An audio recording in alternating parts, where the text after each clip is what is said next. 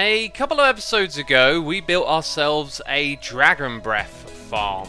And there is a reason that I did not design my own one. It's because I was worried that the dragon was going to fly down here and destroy all of these blocks, which it didn't actually do. Hello, thanks for not attacking me. So this led me to wonder if there was a certain height at which the dragon wouldn't fly under. And so I created a giant box of stone in a testing world and sent a survival player to different locations, and the answer was, yeah, the dragon can actually fly down below, but it does spend most of its time above the height of the portal here in the middle. It's when it targets a enderman or a player that it decides to fly down below. And at no point did that ever happen on here. I think this farm is pretty much good to use. However, you should probably avoid having holes like this. If an enderman had been targeted by the dragon and dropped down into this space, then the dragon could have flown through here, I reckon. One thing that is for sure though, the dragon seems to always stay above this level right here when it's flying on its own. Anyway, not terribly interesting to most of you, I imagine, but hey, I was curious. So, I didn't say it, did I? Welcome back to another episode of Hermitcraft. I've actually been really busy before I start recording, because there's a whole bunch of stuff I've been up to, and we also need to restock a lot of our shops. I have been concrete blasting and bone meal farming and getting just an extraordinary amount of materials together here for all of our shops, including a ridiculous amount of bone blocks. How many is this in total? I think it's like 6. We've got like 5 or 6 shulker boxes of bone blocks. It was actually 7 shulker boxes worth of this stuff that I had farmed, and we got a special order from Iskal. This is why I was making so many. He asked for some shulker boxes, so I'm going to sell these at 20 each. A discount right there for the bulk buy. But over here, the profits are rolling in. This shop is so unbelievably popular. And now it's almost fully restocked. I mean, if I want to fully stock it up, I've got to do even more farming. I mean, look at these statistics. 70,000 bone blocks. Bone meal is the top thing on this list. And skeletons, yeah. We've killed over 100,000. And a quick little advertisement from me. If you head over to xisumavoid.com, you can put your email address in our mailing list and get weekly updates on all the content I'm uploading to YouTube. So don't miss a thing. Head over there and sign up today. As I fly back to base, I am reminded of the base race, and actually loads of hermits have been playing this, which is cool to see. And I'm going to wrap it up in a few days. It'll take me a few days to make this episode, and so, you know, the hermits have a couple more days. But look at this, lots of scores rolling in, and lots of diamonds to be won. So it's a winner-takes-all game, and by the end of this episode, we'll announce that winner. But I was thinking, everyone who played should get something as well, right? What more than a perfect gift than a new pair of wings? I mean, I got loads of these to give away. But anyways, during our stocking up, you might have noticed 2 full shulker boxes of ink sacks. And there is plenty more where that came from. Look at this. This is how you fix a farm. And this is how I travel there. This is kind of slow. And I have plans. I want to build a tower for this squid farm. And somewhere around here we'll be able to see the top of it. You might notice it's changed. There is no longer any obsidian here. We are no longer using portals for this farm.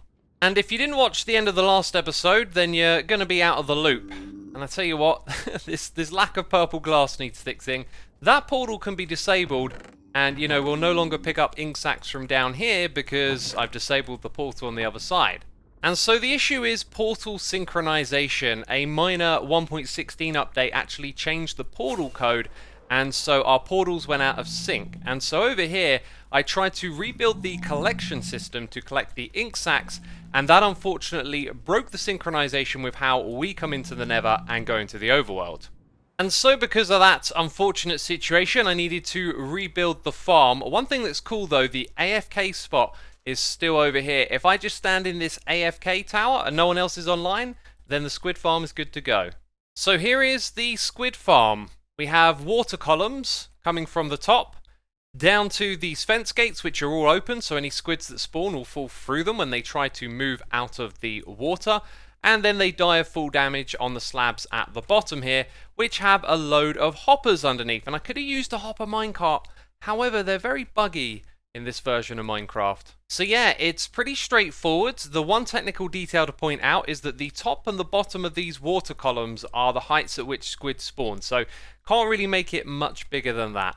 And this right here, this has been my way in and out of this area. So I want to put in some water streams to take you up and down to get to the storage area, and then we're going to one day build a tower on top of this. But for today, I have some other things in mind, as you'll see over here, I have been resource gathering for a project that we're going to do. All of these materials are going to help us build a farm. And it, my friends, is going to be a multi-purpose and very unusual sort of farm, the likes of which you might have not seen before.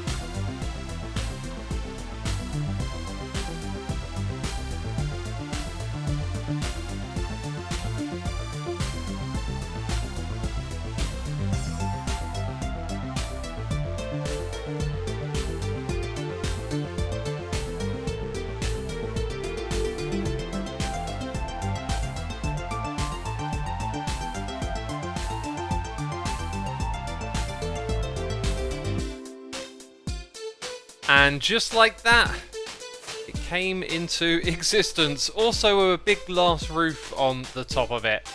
This thing looks very abstract, I know. Getting rid of some of this scaffolding will help as well. This thing has been plastered all over it. Much better, much better. You're probably wondering what on earth this thing is. Well, this contraption has a little bit of a backstory to it. So it was some time ago that I was speculating about building a tropical fish farm. And because we built this out in a warm ocean, the same biome that we're in right now, that means that we'll get pufferfish as well. But there's two ways in which we can farm this. One is to kill the mob and get its head, which is a custom thing on Hermitcraft, and the other is to actually pick them up in buckets. And of course, when you get them in buckets, the pufferfish are going to be very useful for pranks and other shenanigans. And the tropical fish are actually really unique. As you can see, they have a whole host of different names that they can have. And the collectionist in me wanted to collect every single one of them. But according to the Minecraft wiki, there is over 3,500 possible variants. And if you ask me, that's probably not worth the effort, is it? But it should also be pointed out there's only 22 of the names that they can have when you pick them up in a bucket, so maybe we could aim to collect all of those. But the main thing I'm thinking about here is that we open up a new shop alongside our flowers shop where we sell fishies in buckets and also their heads as well. And so it was quite a few months ago that I was trying to design and build a farm inside the Warm Ocean Monument. One of the thoughts that I had was to build it down at the bottom of the world so that spawn rates would be fast, and the idea of digging out a massive perimeter like this in survival really kind of put me off. But the one thing I did manage to figure out was how to actually farm these things. You can see my AFK player is there, and occasionally with buckets picking up some of the tropical fish and then dropping them automatically. Those of course get picked up by some hoppers and then put into storage. The problem with this farm though was the spawning area. As you can see, the fish can spawn and swim around a lot, and it was kind of tricky to figure out a way to get them to drop straight down to the bottom, and after trying a few different designs I ended up giving up on this. But I think the real reason I didn't build this is probably because of the perimeter. When the player is stood down here, you need a large radius around you to stop other fishies from spawning. You can see, look, there's even some over there, and those are squid, which don't actually affect the rates of this farm. But yeah, that whole process kind of put me off. So when I was working on this farm, I was also sharing my ideas and experiments with Nembom, who eventually put his mind to it and came up with this beast of a farm all the way up here in the sky. The difference being, of course, you know, when we're up here, we're not loading any of the fishies down below. I actually go down to this level, we might be able to see some. No, those are just bits of scaffolding. So one of the things Nembomb did was come up with a better spawning chamber. If I change the redstone down here, you'll see the pistons remove all of the water, and this will actually flush all of the fishies down to the bottom, which is just absolutely brilliant. And down here where they land, there are vines and also hay bales to reduce fall damage and whatnot, and then they'll end up in the water, and we'll pick them up with a bucket, just kind of like you saw a moment ago.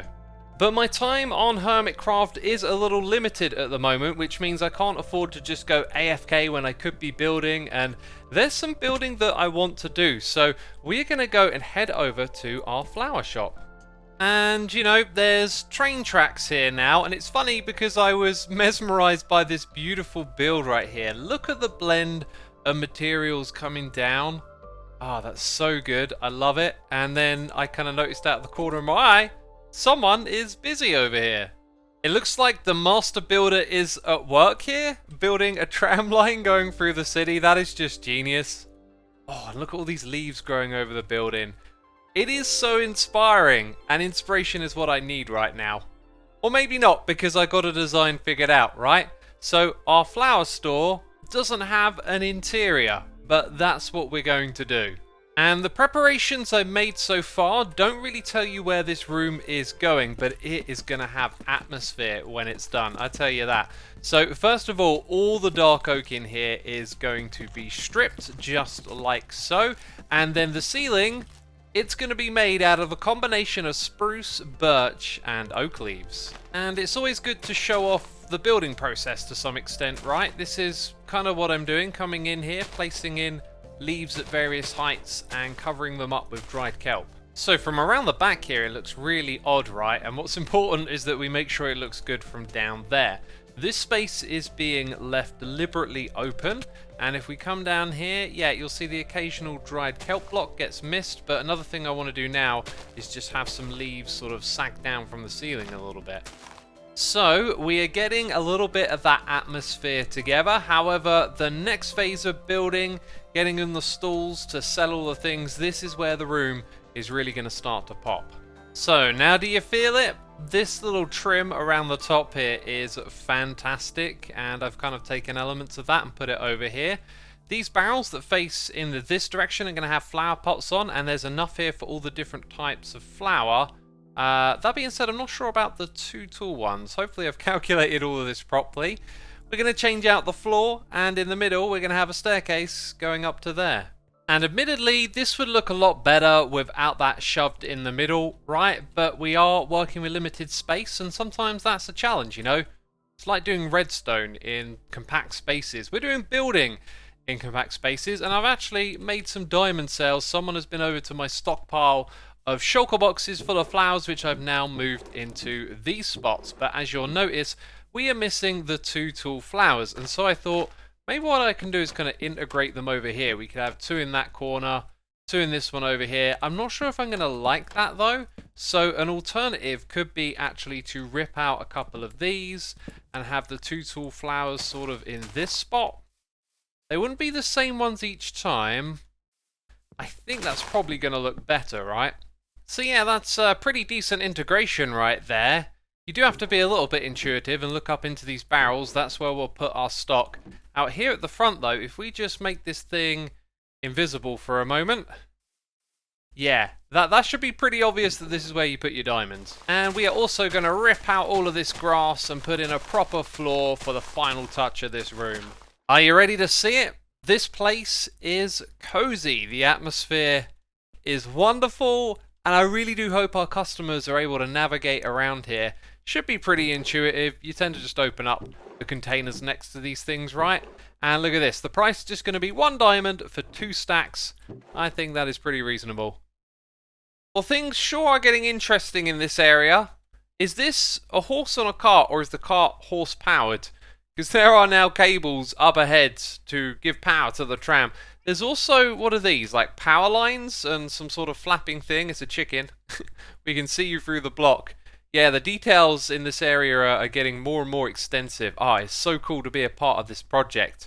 However, I'm currently littering the area with chest monsters, you know. You work on something for a little while and you just end up with a stupid amount of these. And I've also got tons in my inventory because I've been reminded that not only do we need to stock up our flower shop, we've got all the other shops to do as well. And this one right here, it used to be a stall. You might remember we had some little stalls set up early on in the season. Now we just got a couple of barrels. I'm thinking since we're going to set up a shop for those buckets that we're farming, right, that's kind of tropical, aquatic, it would make sense to move our ink stock over there. So I am thinking a big shop next door, maybe made out of prismarine blocks. Yeah, I want to keep on with this groove of building. It's been a lot of fun. And I've tidied up over here, and just look at the amount of shulker boxes that we get through. It's absolutely crazy, this game. So I've got 2 shop ideas, and I want to build another tower for our ink sac. There's going to be a lot of building design work I need to do, and I got a feeling that I'm going to do some of it on my live streams. So I'm plugging it. If you haven't been over to twitch.tv/Xisuma and hit that follow button, well, follow me, and I'll be streaming lots of Hermitcraft. It is time to head back to the bucket farm, and I'm going to bring this with me, of course. Also, the bucket farm now has a nether portal, so if I fly out of mine and go over to here and then turn left, it's sort of straight in front of me and then up somewhere around this height. There it is, I went straight to it. Excellent. Let's hope that I can remember where that is, and maybe one day I'll give it a proper fancy little entrance. Anyways, I had like 10 minutes where I could AFK here, and within that 10 minutes, I used up every single bucket that I could throw at this thing, which was just over a stack of iron blocks. And look at that, you can see it has some flaws. We've got water buckets appearing over here, but when it works, it works. I think this might just mean that there are other players near an ocean, and so the mob cap is being shared, and there are none in the collection area, which we can't even see. So yeah, this bit is the collection area, so if there's nothing in there, this thing just basically becomes a water bucket farm, which is no good, but maybe there's a way to recycle those water buckets as well. I have to think about that. But you know, we might just have all 23 different names so far. Let's check it out. This is so cool. From one quick session, we actually did get a complete set of all the different named fish that are available. I was thinking maybe I can actually sell this as like a collectible novelty, all of the different names. However, there are actually some more variants as well. These ones have the pattern and the color name as opposed to having the fish name. They're a bit rarer, and I did the math, and I think that there are 660 different types, so we ain't going to be collecting those ones. But they are all going to be for sale in our shop, which we need to design. Let me just grab that one back again. Yeah, green and light grey with the glitter pattern. So this one will be green and brown with the stripy. Ah. So maybe these ones are valuable because when you go to buy one in the shop, you'll know exactly what you're getting. So let's see this farm in action. I realised that I need a trapdoor to stand here. And to power it, we have to put the redstone like that. But we start this thing off simply by right-clicking into this place, filling up the bucket with a fish, then dropping it on the ground, and the redstone will give us another one. Now that we can actually do automatically. So, time to engage the clicker. And my hands are free. I'm clapping. I'm not using my keyboard. So if we take a look at the farm in action from our camera account, you can see the pistons activating and pushing the fishies into the middle. When they fall down, they go through the vines, and there's hay bales here as well to stop them taking full damage, and they accumulate in this space here, although there is a little bit of quirkiness with them gathering up into the corners and potentially actually dying of entity cramming. Now over on that side, you can see puffer fishes are somehow able to glitch into that block, so that's something we've got to fix. And there's actually a separate container for items over here, as you can see. So if I switch to attacking mode, we'll also be able to farm these blocks. And if it wasn't clear, I'm saying that these items are coming from the entity cramming that's taking place because we've got so many fish. So it might be better for me to aim into this corner over here where they seem to like to group. But as you can see, we're getting the tropical fish buckets every single time. And I have been thinking that this is a very consistent time, so you could actually calculate how long it would take to use the buckets you put in the system. And I mentioned it a moment ago, another way to use this farm is with our looting sword, so that'll cause us to just simply kill all of the fishies. And a point I was trying to make a moment ago, if I just engage the clicker for attack mode, yeah, we can also use this to farm mob heads out of here. Although only two types, the pufferfish and the tropical fish. Because I'm now killing them all, the rates are really good because they're not all stored down the bottom here. So we can just fix that issue with the pufferfish going off to the side, then this thing is going to be practically perfect. And look at this, the heads are rolling in. We've got tropical fish heads and we've got a few pufferfish heads as well. So I did some rough calculations and put in enough buckets to kind of fill it up to the top chest, and then it stopped. So we won't have to worry about overflow if we do a bit of math, and that only took like 15-20 minutes anyway. Now I'm noticing though that because the rates are really good at the moment over here, it actually stops us from farming pufferfish. So maybe there's a way to modify this thing so it can only produce pufferfish. But anyway, I'm going to go grab some shulker boxes and we're going to prepare our stock for one of our future shops. And it will most likely be built at a Prismarine. Now, I built that farm deliberately away from another farm over here because I could have built it closer. And I believe this is some sort of Prismarine farm. I would like to find out whose this is so we can make a deal, as I'm probably going to need a lot of Prismarine to build our shop. And also, this thing involves nether portals. I am certainly intrigued. Yeah, Prismarine is going to look great in this area, especially next to this build. I'm thinking we should have a shop that fills up this space and kind of wraps around the side a little bit. I'll have to speak to the local estate agents though about getting this plot. However, I've already brought my stock over. As you can see, we've got tons of these to sell.